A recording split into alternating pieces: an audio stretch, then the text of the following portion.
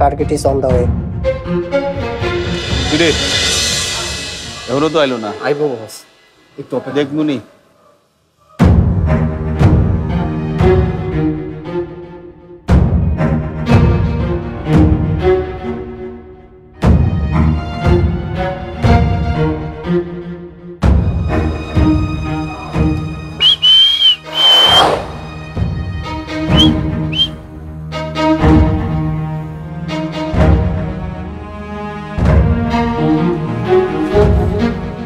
শুনলাম এদিকে চেকিং চলছে।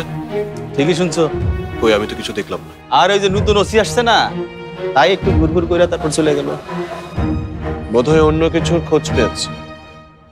ভালোই হলো, বিনা ঝামেলায় কাজটা শেষ করা যাবে। রুমি ভাই, মাল কি এখনই লয়ে যাবেন? আচ্ছা, লাস্ট ট্রিপটা কখন আসবে? আহুনের কথা তো 9টায়, তো টাইম মতো আহে কিনা? টাইম মতো আসলে সুবিধা হয়। এই তুমি কি করতে চাইতেছো? আমি কিন্তু কিছুই বুঝতেছি না। মাসুম ভাই, বুঝলে কি এতগুলো টাকা আমাকে দিতেন? নিজেই তো সব কাজ করতেন।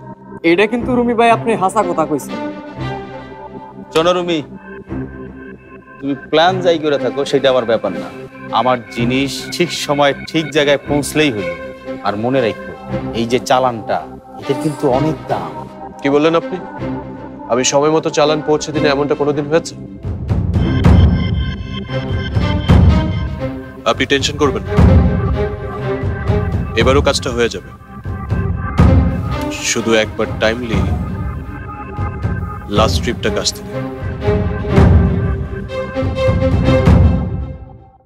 হ্যাঁ, মানছি যে পৈতৃক সম্পত্তি নিয়ে তোমাদের দুই ভাইয়ের মধ্যে অনেকদিন থেকে ঝামেলা চলছে, কিন্তু সেটাকে এরকম বাড়াবাড়ি পর্যায়ে নিয়ে যাওয়া কি ঠিক হচ্ছে? মিয়া ভাই যদি নিজের সম্মান নিজে রাখতে না পারেন তাহলে আমার বলার কি আছে?